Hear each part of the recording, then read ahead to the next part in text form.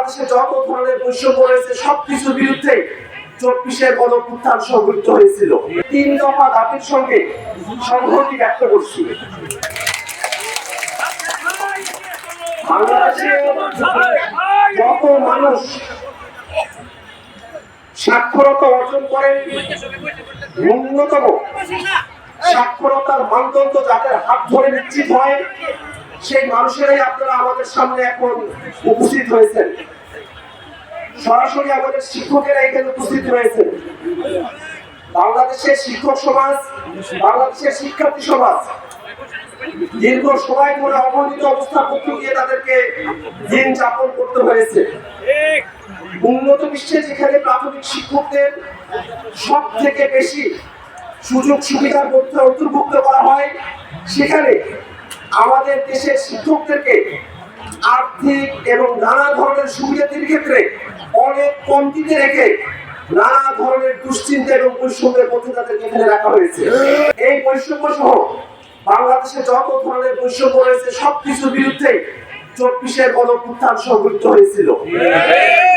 বৈষম্যের বিরুদ্ধে যে গণঅভ্যুত্থান সংঘটিত হলো, তারপরে রাষ্ট্রীয় পর্যায় থেকে আর কোন ধরনের বৈষম্য বাংলাদেশে থাকবে না, এটাই আমাদের প্রত্যাশা। অতএব সরকারের কাছে আমরা আন্তরিকভাবে আহ্বান জানাই, শিক্ষক সমাজ আজকে জাতীয়করণকৃত প্রাথমিক বিদ্যালয়ের যারা এখানে উপস্থিত হয়েছেন এবং বিভিন্ন সময়ে আরো অন্য শ্রেণীর শিক্ষকরাও এই শহীদ মিনারে এবং ঢাকা শহরে তাদেরকে আন্দোলনে আসতে হয়েছে। আমরা সরকারের কাছে দাবি জানাবো, শিক্ষকরা আমাদের মাথার তাজ, শিক্ষকরাই আমাদেরকে গড়ে তোলার হাতিয়ার, শিক্ষকরাই আমাদের দেশ গড়ার কারিগর। অতএব আমাদের শিক্ষকদেরকে তাদের ন্যায্য দাবি দেওয়া নিয়ে যেন রাজপথে আসতে না হয়। শিক্ষকদের ন্যায্য দাবি দেওয়াগুলো সরকার যেন সম্মিলিত হয়ে সমাধান করে, আমরা এই দাবি জানাতে চাই। আমরা জাতীয় নাগরিক পার্টির যারা এখানে উপস্থিত হয়েছি, আমরা কোন সুনির্দিষ্ট দল আমার দল হলেও তার প্রতি আপনাদের সমর্থন চাই, সেটা এমন নয়।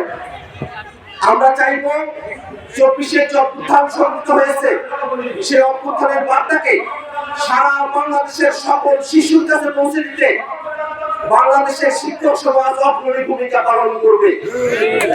আমাদের শিক্ষকদের হাত ধরে, আমাদের শিক্ষকদের কণ্ঠে বাংলাদেশের প্রত্যেকটা শিশুর কাছে, প্রত্যেক বিদ্যালয়গামী বাচ্চার কাছে, সকলের কাছে, অভিভাবকের কাছে 24-এর অভ্যুত্থানের যে আকাঙ্ক্ষা, সেই আকাঙ্ক্ষা সমানভাবে সকলের ঘরে পৌঁছে যাবে।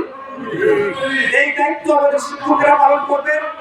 সাথে সাথে আমাদের যারা শিশুরা আছেন তাদেরকে বৈষম্য বিরোধী মানসিকতায় শিক্ষা দান করে, দীক্ষা দান করে নতুন বাংলাদেশ গঠনে আমাদের শিক্ষক সমাজ অতীতে যেমন ভূমিকা রেখেছে, সামনের দিনেও সমান করতে ভূমিকা রেখে চলবেন, এটাই আমাদের প্রত্যাশা।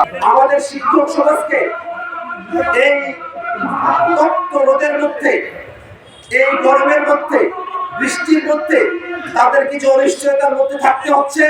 নিজেদের ন্যায্য দাবি দাওয়াগুলো নিয়ে তাদেরকে এখানে আসতে হয়েছে। এই দাবি দাওয়াগুলো সরকার যেন অতি দ্রুত অল্প সময়ের মধ্যে কার্যকরভাবে বাস্তবায়ন করে, সেই উদ্যোগ সরকারকে অবশ্যই অবিলম্বে গ্রহণ করতে হবে।